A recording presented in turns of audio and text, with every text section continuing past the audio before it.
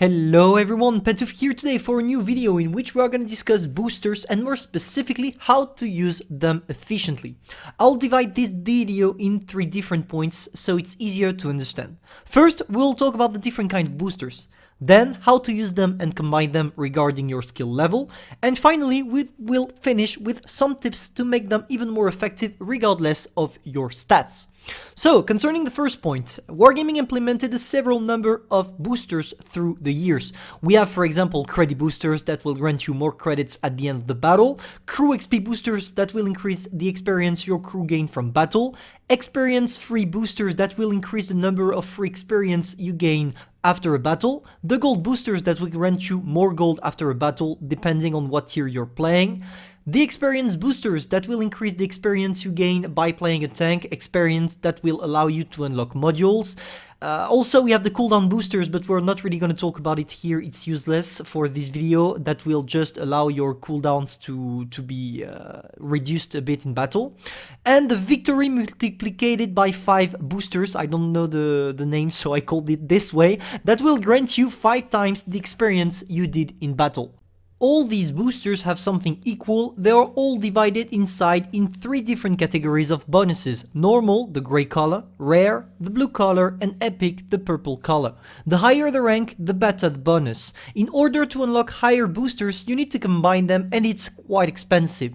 You need 3 normal boosters to get a rare one, you need 2 rare boosters to get an epic one, so you need 6 normal boosters to get an epic one. It can climb up fast, so here are some advices based on your skill in order to understand if you should or not combine them to make them more effective. To sum it up, the better player you are, the more effective it will be for you to use epic boosters only, and here is why. When you use boosters, you need to take 3 criteria into consideration that will have an effect on the effectiveness of the boosters, and these are: first, the rarity of the booster, normal, rare or epic; second, the battle itself, is it a good or bad battle; and finally, the RNG part, both for the fact that you do a good battle, but also because the booster is gonna grant you its full reward or not. It depends on the RNG as well. So just by looking at the criteria, you should understand how skill can impact, especially the battle criteria 1, because the better player you are, the more likely you are to do a good battle and therefore increase the possible reward of the booster itself. Therefore, if you're good, you should go for epic boosters only because you will gain more and more each battle thanks to your skill in a fewer time. And on the opposite, if you're bad or average player, the best thing to do should be probably to use rare boosters, the blue one, because the main difference with the good players is that it will take you probably more time to do the same number of good battles, and in order not to waste all your boosters, a clever thing to do is not to combine them all. By playing with rare boosters activated only, yes, sometimes you will get wrecked and the boosters will be useless, but at least you're not wasting epic ones. And on the other hand, something really important to take into consideration is probably the fact that it's extremely RNG based. Let's take the example of a pro player.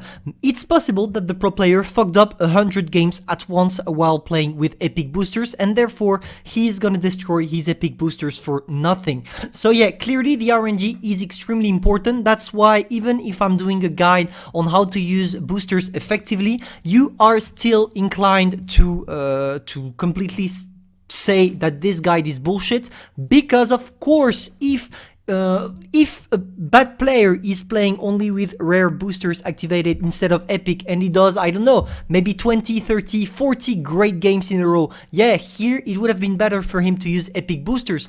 But let's say it's a calculation based on probabilities.